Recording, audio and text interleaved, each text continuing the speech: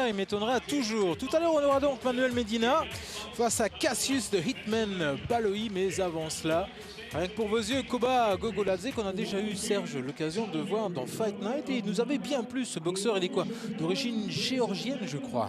Exactement, et c'est un ancien très bon boxeur amateur puisqu'il a fait les Jeux Olympiques de 1996 à Atlanta. Il a 33 ans aujourd'hui, 18 victoires, une seule défaite dans sa carrière. Elle date de mars 2005 face à Raim Kulov, un ancien compatriote à lui.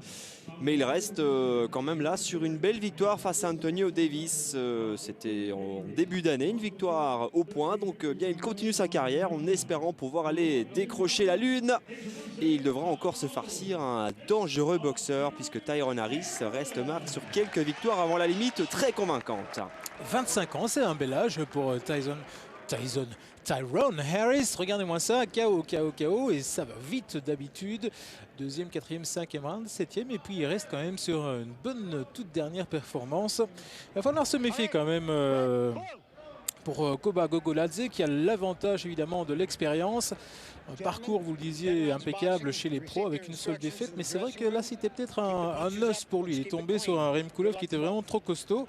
Sinon, il a vraiment des outils intéressants à faire valoir, Gogoladze. Et puis une immense carrière chez les amateurs, un parcours olympique aussi. Et un jeune boxeur, 2 ans d'expérience, Harris. On va voir comment il va gérer tout l'enthousiasme et la fougue de ce boxeur. Qui nous vient d'où, notre ami Harris? Eh bien, il nous vient de Philadelphie. De Philadelphie, voilà. Et on le voit au niveau de l'expérience, 2 ans de professionnalisme seulement chez Tyrone Harris, qui est sans doute, on va dire, physiquement le boxeur le plus dangereux sur ce ring. Par contre, l'expérience, la gestion du combat se trouve du côté de Gogoladze. On a donc une opposition de style, encore une fois, très intéressante. Et en plus, avec 2 gauchers. On le dit à chaque fois, c'est rare, mais ça fait quand même quelques semaines là qu'on a des oppositions entre les gauchers. Donc des gardes renversés, le point droit en avant des 2 côtés. Il reste à voir qui va en tirer un certain avantage. Je miserais quand même sur Gogoladze, puisqu'il a beaucoup de combats amateurs et que évidemment il a déjà eu l'occasion de rencontrer des boxeurs gauchers dans sa carrière, beaucoup plus d'occasions que Tyrone Harris. Une carrière amateur plus courte et puis 2 ans chez les pros, ça se passe plutôt pas mal puisqu'il a 15 victoires, une seule défaite pour le moment, une défaite qui date quand même du mois de janvier. Il avait perdu en tout cas par KO technique face à Israel Hernandez. Il va donc tenter aujourd'hui d'élever encore plus le niveau de sa carrière. Une victoire face à Gogoladze serait un magnifique tremplin pour lui. Et ce serait bien joli sur son curriculum vitae. Harris, c'est vrai qu'il prend des risques aujourd'hui en affrontant ce vieux renard de Gogoladze.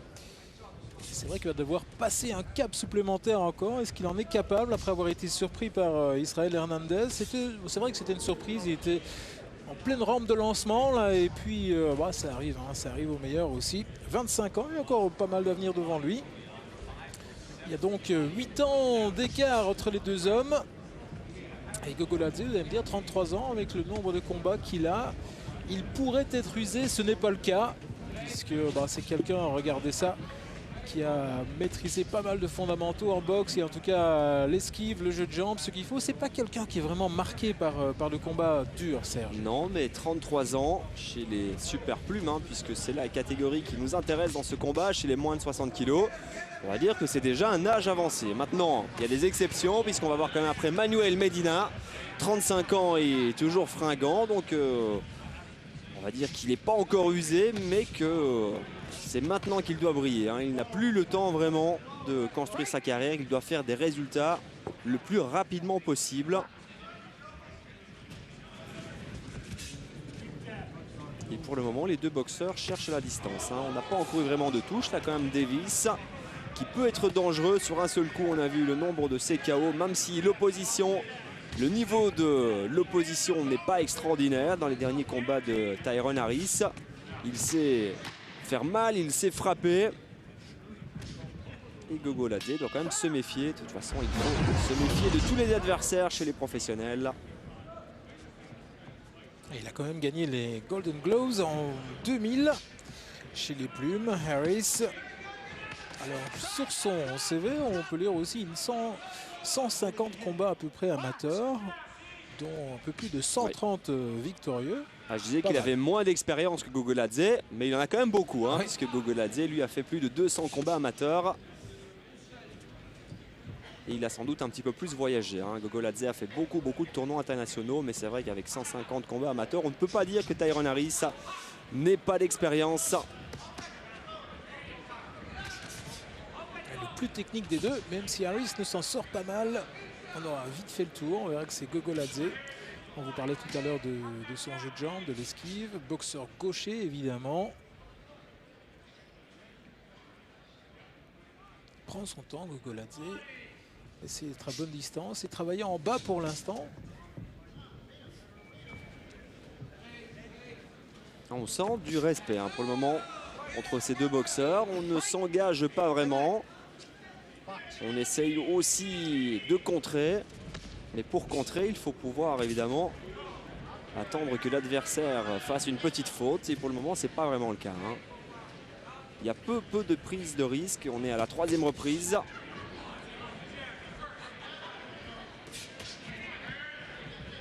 Un crochet bien bloqué par Tyron Harris. Et Gogoladze plus actif, pas plus précis.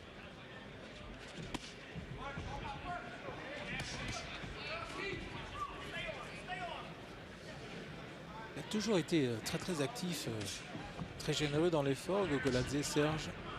Certainement là-dessus qu'il construit toutes ses victoires, ses nombreuses victoires. Et c'est vrai qu'on en parlait tout à l'heure, sa seule défaite, c'était il n'y a pas tellement longtemps, face à Imre Kulov. C'est la première fois, on vous le disait, où il est tombé contre quelqu'un de vraiment plus costaud que lui. Et d'ailleurs, il s'en est sorti avec quand même pas mal de dégâts, puisqu'il avait une fracture de la main. Il a dû prendre pas mal de repos, se refaire une petite santé. Gogoladze avant de revenir, de retrouver le chemin du ring. Ah, on l'avait vu face à Antonio Davis et c'est vrai qu'il nous avait offert une superbe démonstration de boxe, de technique. Et il essaye de faire la même chose face à Harris en étant, on l'a déjà dit, plus actif, en empêchant finalement Harris de s'exprimer. Il force Harris à rester sur une position de défense. C'est vrai qu'Harris bloque beaucoup de coups, il n'est pas vraiment surpris, mais il ne peut pas enclencher derrière.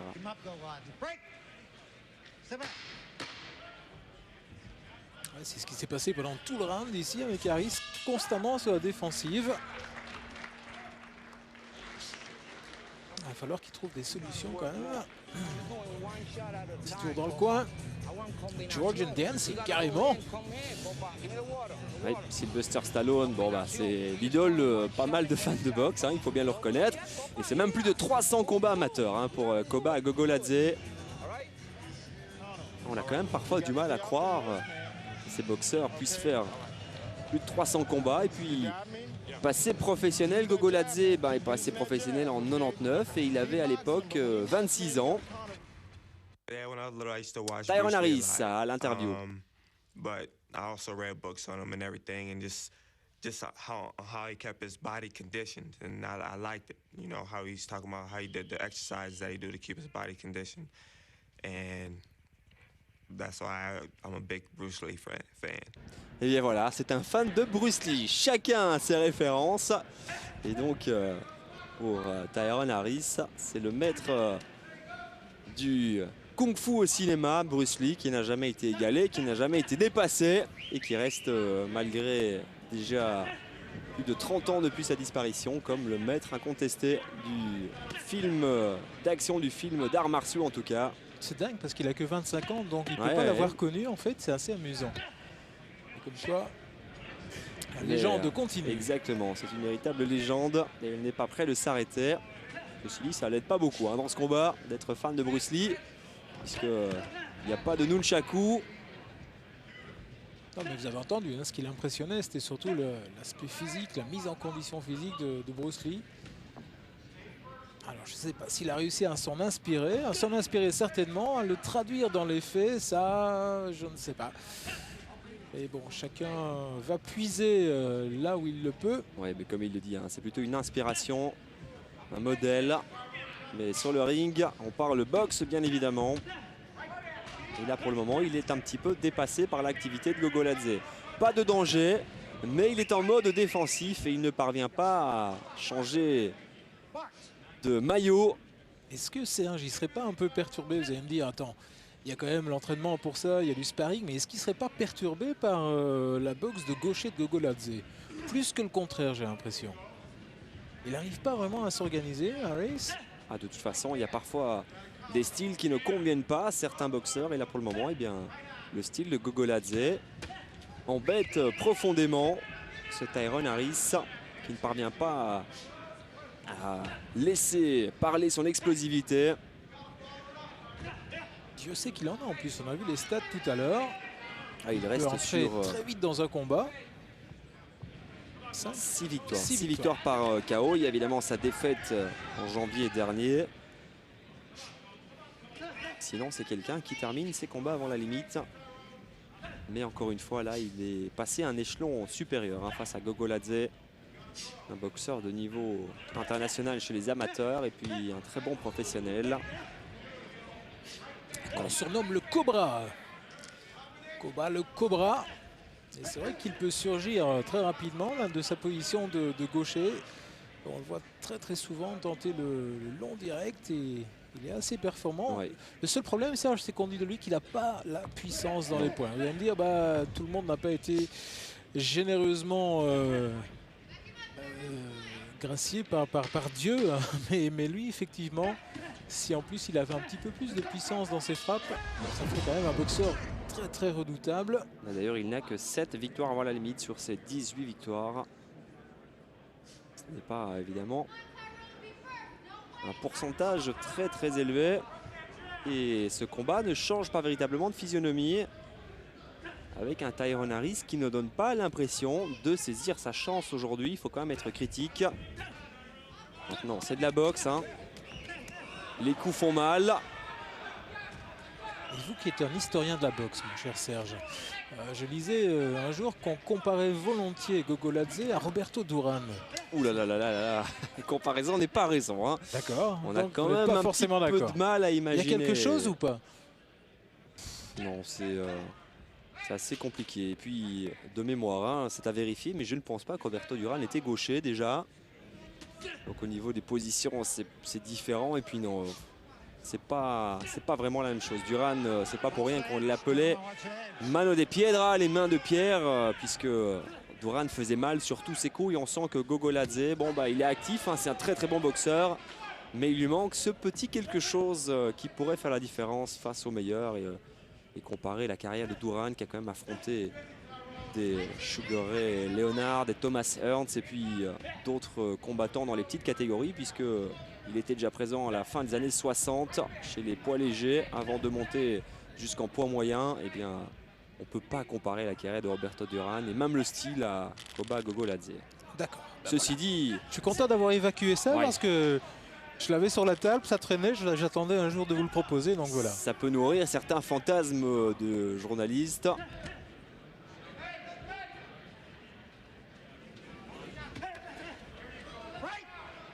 Ah, et puis c'est clair aussi qu'on aime bien parfois pour expliquer un boxeur de faire des comparaisons avec des boxeurs qui ont marqué l'histoire de la boxe et Roberto Duran en fait partie. Ah, on est content de l'avoir vu sur un ring et pas sur une scène de concert, hein, Oui, puisque oui. on l'a Si, on se souvient, on l'a entendu chanter. Disons qu'il s'exprimait mieux avec ses poings. Un petit peu comme Oscar finalement. Mais bon, Quoique comparaison n'est Oscar pas a raison. quand même été premier au Billboard, au classement, au top 50, on va dire, latino aux États-Unis. Hein. Mais c'est aussi le roi du marketing quelque part. C'est vrai. Donc, Bon, ça nous éloigne un petit peu de ce revenons, combat. revenons à nos amis ici. Avec Harris qu'on voudrait voir un peu plus conquérant, il reste quand même sur une victoire au premier round, me semble-t-il. Donc vraiment l'adjuvant moral nécessaire, toute la confiance pour aborder ce combat un peu rugueux, c'est sûr, contre Gogoladze. Mais depuis quelques rounds, j'ai l'impression que l'ancien géorgien met tranquillement les points en poche, si j'ose dire. Enfin bon, il boxe hein, non plus, il n'est pas là en touriste, mais j'ai l'impression qu'il prend les rounds tranquillement. Bah, c'est lui qui imprime le rythme et tant que Tyrone Harris ne pourra pas casser le rythme, accélérer, eh bien Gogoladze lui est en vitesse de croisière. Il travaille, il marque des points. Et bah, j'ai l'impression qu'il a remporté tous les rounds. Voilà. Hein. Jusqu'à présent, Harris ne répond pas. Harris ne parvient pas, encore une fois, à saisir sa chance.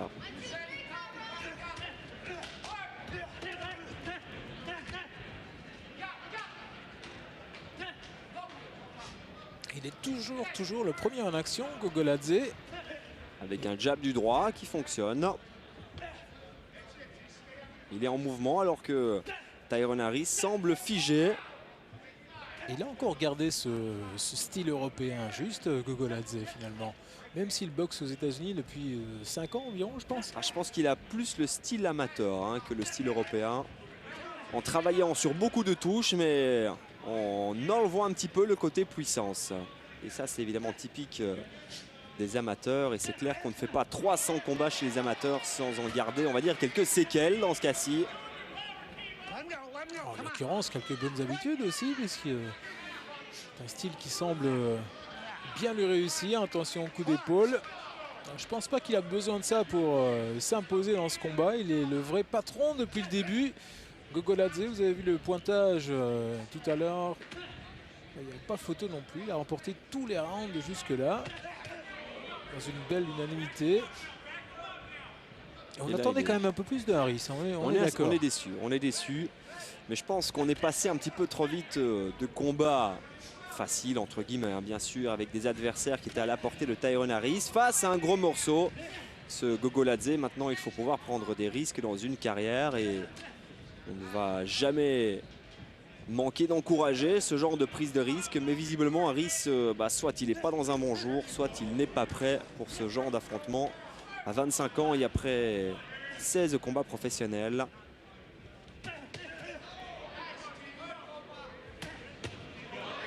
Il n'arrive pas à trouver les ouvertures et il est toujours en mode défensif. C'est pas une boxe qui lui convient vraiment. Et puis il est en retard hein, pour ses remises. Même lorsqu'il essaye de contrer, eh bien Gogoladze a le temps de voir venir le coup. Regardez le manque d'activité. Même si au nombre des touches, on n'est pas très loin. Mais c'est l'activité quand même de Gogoladze qui prime dans cet affrontement. Il y a beaucoup de coups qui sont bloqués par la garde haute et assez hermétique de Tyrone Harris. C'est un des points positifs pour lui dans cet affrontement. C'est vrai qu'il n'est jamais vraiment mis en difficulté non plus. Mais il donne l'impression de subir. Oui. Ça, c'est jamais bon signe lorsqu'un combat se dirige tout doucement vers la limite des 10 reprises. Tout doucement, mais il va falloir qu'il pense à nous sortir un petit chaos s'il veut avoir la chance de s'en sortir dans ce combat. Harris, il va bientôt se retrouver avec 7 ou 8 points de retard. Et là, il lui faut un KO maintenant à Tyrone Harris. 10e et dernière reprise.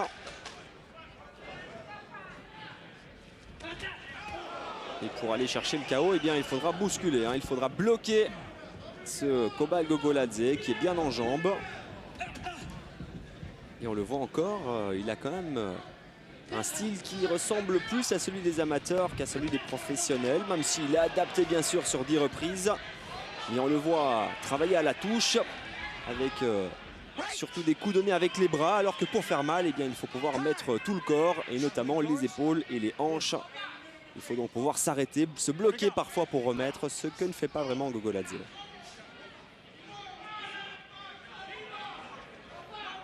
Le protège-dents qui s'est enfui. Je pense pas que ce soit volontaire sur ce coup-là. Ah, c'est pas à son avantage puisque il doit mettre la pression maintenant sur Gogoladze, mais je n'ai pas l'impression qu'il en ait vraiment les moyens. Hein. Tyrone Harris. Mission impossible quand même là ce soir pour lui. On saura jamais, on est un peu frustré, on saura jamais, attention que ça s'échauffe. S'il a vraiment les armes pour le faire ou pas, tellement il a été un peu tétanisé sur la défensive dans ce combat. Dommage qu'il n'ait pas pu sortir un peu de sa coquille. Mais le test était certainement un peu trop sérieux. Vous disiez, environ 15 combats. Et là, s'attaquer à un monument quand même en termes d'expérience de la boxe. Eh bien, le fossé était trop important pour Harris aujourd'hui. Et Gogoladze termine fort encore ce combat. Ah, il fait preuve de panache, hein, puisqu'il ne se contente pas de gérer, il va au contact. avec toujours le risque évidemment de se faire toucher durement par Tyrone Harris. Mais je pense qu'il a confiance en ses moyens et qu'il sent vraiment que ce combat ne peut pas lui échapper. Koba Gogoladze. Il rêve de devenir le premier Géorgien champion du monde chez les professionnels. C'est vrai que ce serait pas mal comme aboutissement. Il a eu pas mal de titres déjà. Champion d'Europe en 98 en Grèce. Ah, c'est vrai que ses ex-compatriotes soviétiques font quand même les beaux jours de la boxe. Notamment un Biélorusse qui est devenu champion du monde il n'y a pas longtemps. Il s'agit de Sergei Liakovic chez les poids lourds en plus, puisqu'il a décroché une ceinture WBO. Valouev qui a gardé son titre aussi. Il y a pas tellement longtemps. On a un Ukrainien, Vladimir Klitschko. C'était un précurseur en fait, notre ami Gogoladze. Un petit peu trop tôt peut-être pour lui. Oh non, c'est vrai, il n'avait pas non plus tous les outils pour s'imposer au plus haut niveau. Et il lui manque pas grand-chose. Vous le disiez tout à l'heure, il lui manque juste cette petite étincelle pour mettre vraiment le feu au combat. L'efficacité. Mais cela mis à part, c'est un combattant vraiment rodé, très technique. Et il aura boxé derrière son jab en plaçant ses crochets toute la soirée, ça aura suffi. Voilà, il peut lever la main tranquillement. Harris lève la main, satisfaction d'avoir peut-être tenu les 12 reprises face à Gogoladze, mais à mon avis, il a dû sérieusement revoir ses objectifs à la baisse en cours de match. J'ai l'impression que c'est un véritable plébiscite au niveau du pointage et que on peut au moins donner 8 voire 9 reprises en faveur de Koba Gogoladze. Même si au nombre de touches, regardez, Harris n'est pas très loin, mais on l'a donné quand même plus de 250 coups en plus du côté de Gogoladze. Et bien voilà, quand je vous parlais de plébiscite, 8 points d'avance et 9 reprises à l'avantage de Koba Gogoladze pour le consultant ESPN Teddy Atlas. Ah, on aurait même pu donner la dernière à Gogoladze aussi, là, qui a bien terminé. Mais bon, allez, c'est parti. La décision avec Mac Williams. 99-94, 5 points, c'est pas énorme.